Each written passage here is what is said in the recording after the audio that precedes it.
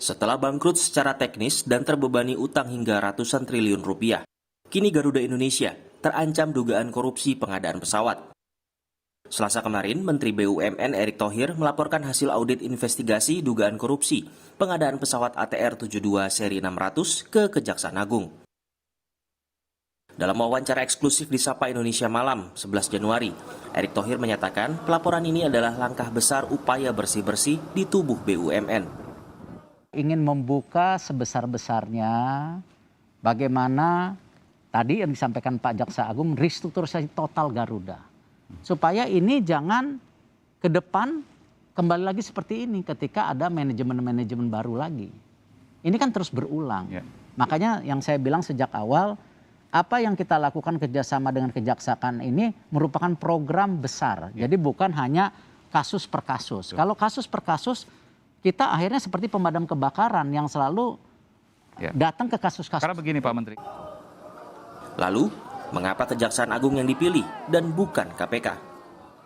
KPK kan memang formatnya sekarang lebih kepada pencegahan dan mereka punya sistem sendiri. Tetapi kalau kita lihat memang kalau kita bikin program besar, kemarin kita sudah koordinasi dengan banyak pihak. Nah, kita memberatkan ke Kejaksaan karena ini menyeluruh. Jadi supaya juga tadi yang saya bilang dari awal, perbaikan daripada transformasi yang di BUMN ini tidak sepotong-sepotong. Nah, jadi ini bukan pilihan salah dan benar. Tetap kami bekerja sama dengan pihak KPK mengenai LHKPN. Atas hasil investigasi Kementerian BUMN, Direktur Utama Garuda Indonesia, Irfan Setiaputra memastikan manajemen akan mendukung penuh penyelidikan yang dilakukan Kejaksaan Agung terkait dugaan korupsi yang ada di tubuh Garuda.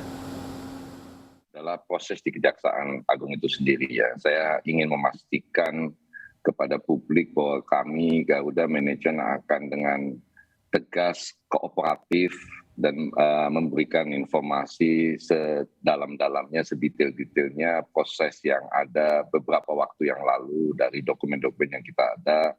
Kami juga sudah bicara dengan Kejaksaan Agung untuk mohon mereka bertanya untuk izin memperkenankan beberapa karyawan kami dipanggil untuk diperkaya proses investigasinya ini. Ini tentu saja kami support walaupun kadang-kadang kami membutuhkan orang tersebut ternyata sedang ada di Kejaksaan. Dukungan serupa juga diberikan Serikat Karyawan PT Garuda Indonesia. Serikat Karyawan berharap Kejagung tidak hanya menyelidiki dugaan korupsi pengadaan pesawat jenis ATR, tetapi juga pengadaan seluruh jenis pesawat yang pernah dilakukan PT Garuda Indonesia. Kejaksaan Agung dapat melakukan penyelidikan terhadap semua pengadaan pesawat, baik pesawat tipe ATR, tipe CRJ, maupun tipe Boeing. Ada dua tipe, Boeing 737 seri 800 dan Boeing 777. Kami berharap semua ini bisa diungkap dan kami berharap semua yang terlibat, baik yang teri maupun yang kakap, harap diproses hukum. Kementerian BUMN mengungkap total utang Garuda Indonesia sudah mencapai 198 triliun atau 13,8 miliar dolar Amerika Serikat. Untuk memangkas utang, pihak Garuda Indonesia memangkas jumlah pesawat menjadi 134 armada di tahun 2022, dari 202 armada di tahun 2019. Atas laporan Menteri BUMN, Jaksa Agung Sanitiar Burhanuddin memastikan laporan dugaan korupsi di Garuda Indonesia akan diusut tuntas.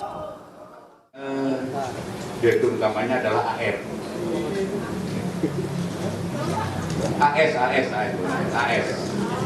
AS. Ya. Dan insya Allah tidak akan berhenti di sini. Ya, akan kita kembangkan sampai benar-benar Garuda ini bersih. Langkah restrukturisasi utang sewa pesawat kini memang sedang ditempuh Garuda Indonesia dan Kementerian BUMN dengan pihak penyedia jasa penyewaan pesawat. Garuda Indonesia juga menghadapi proses penundaan kewajiban pembayaran utang atau PKPU. Tim Liputan Kompas TV.